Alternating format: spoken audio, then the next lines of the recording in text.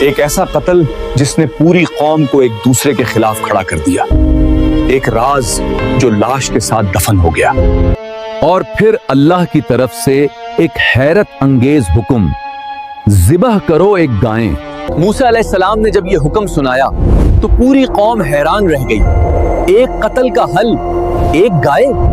وہ سب سوچ میں پڑ گئے کہ یہ کیسے ممکن ہے۔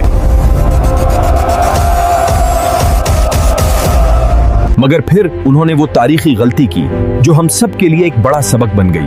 انہوں نے سوالوں کے انبار لگا دیے، انہوں نے سوالات جمع کر دیے اور حکم کی پیروی کرنے کے بجائے انہوں نے اسے مشکوک بنا دیا۔ مگر جیسے جیسے انہوں نے سوال کیا ویسے ویسے اللہ کا حکم مشکل ہوتا چلا گیا، یہاں تک کہ پوری قوم کے لیے ایک عام سی گائے تلاش کرنا ناممکن ہو گیا۔ یہ کہانی تکبر اور فرمان برداری کے درمیان جنگ کے بارے میں ہے۔ یہ وہ حقیقی واقعہ ہے جس کی وجہ سے قرآن کی سب سے طویل سورہ کا نام رکھا گیا، سورہ بقرہ۔